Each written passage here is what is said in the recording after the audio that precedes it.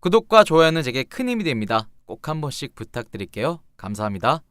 안녕하세요, 보컬 배움터입니다. 자, 보컬 트레이닝 영상을 시청하시는 여러분들 중에도 나도 어디 가서 고음만 하는 꿀리지 않는다, 이런 분들이 분명 계실 거라고 생각을 합니다. 자, 이런 분들 중에 정말로 노래도 잘하고 고음도 굉장히 훌륭하게 잘 내시는 고음의 신인 분들이 있는 반면, 듣기 조금 힘든 소리임에도 불구하고 굉장히 고음에만 집착을 한다거나 고음이 잘 안 되는 다른 분들을 조금은 무시한다거나 조금은 깎아내리는 이런 고음충이신 분들도 분명히 있을 수 있겠죠. 자, 오늘의 영상은 내가 고음의 신인가 아니면 고음충이었나 를 알아보자 라는 주제로 찾아왔습니다. 자, 그럼 내가 과연 고음의 신인지 아니면 고음충이었는지를 알아볼 수 있는 한 3가지 정도의 체크리스트를 알려드릴 건데요. 3가지의 체크리스트 중 2가지 이상이 해당이 되시는 분들은 나는 주위 사람들을 행복하게 만드는 고음 신인 줄 알았는데 주위 사람들을 조금은 힘들게 만들 수 있는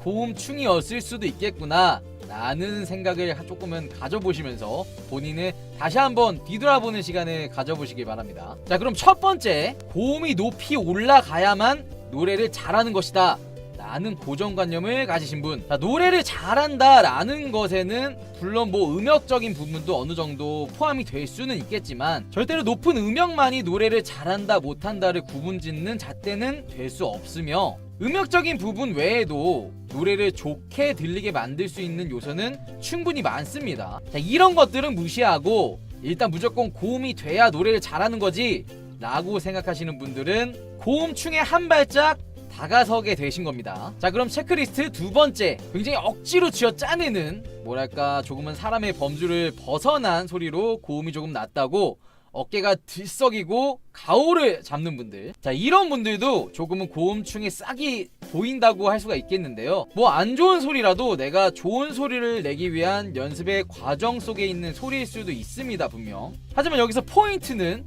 그런 조금은 억지스러운 듣기 힘든 고음을 내고서 굉장히 으쓱하면서 자만하신 분들을 얘기하는 거예요. 자, 이런 분들은 내가 고음충일 수도 있겠구나 조금은 자각하시면서 조심하실 필요가 있습니다. 굉장히 안 좋은 소리일지라도 마치 비명을 지르듯이 꽥 소리를 지르면 한 번쯤은 그 높은 음에 근접한 음역의 소리를 낼 수가 있습니다. 자, 여러분들이 낸 그 약간은 듣기 힘든 목소리의 고음을 다른 사람들은 못 내는 게 아니라 안 내는 거일 수도 있다는 거 알아두시고 너무 자만하지 마시길 바라면서, 자, 이어서 3번째 체크리스트입니다. 노래를 하기 위해 고음을 내는 게 아니라 고음을 내기 위해 노래를 하는 분들.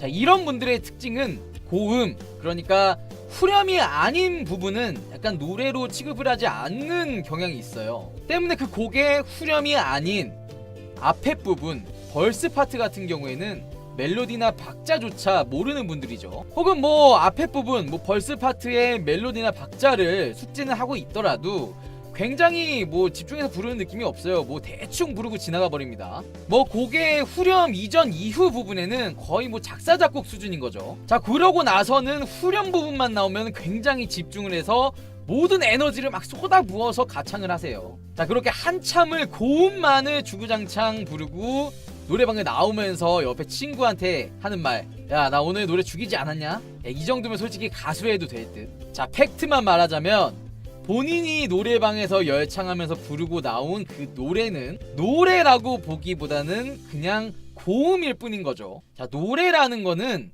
고음, 후렴 부분이 다가 아닙니다. 물론 후렴의 높은 음역대의 부분이 굉장히 곡 전체에서 이펙트 있는 부분이긴 하지만 그 부분이 단순하게 고음, 높은 음역으로 존재를 하는 게 아니라 하나의 노래로서 완성이 되려면 그 높은 음역대의 후렴구를 더 이펙트 있고 드라마틱하게 만들어줄 수 있는 후렴 이전 이후의 부분들이 존재를 해야 하는 것입니다. 그 후렴을 받쳐주는 이전 이후의 벌스 파트들이 없다면 그 노래는 사실 노래로서의 완성도는 굉장히 떨어질 수도 있겠죠. 여러분, 후렴 이전 이후에 최소한 음정 박자만이라도 맞춰보려고 노력을 해봅시다. 그것만으로도 듣는 사람은 굉장히 훨씬 더 귀호강을 할 수가 있습니다. 자, 여기까지 나는 고음충인가 아니면 고음신인가를 한번 가볍게 알아보는 3가지 정도의 체크리스트를 알아보았습니다. 자, 이 3가지 중에 2가지 이상이 해당이 되신다면 본인은 고음신이라고 생각할지 몰라도 주위 사람들은 본인을 고음충이라고 생각하고 있을 수도 있습니다. 자, 이런 분들은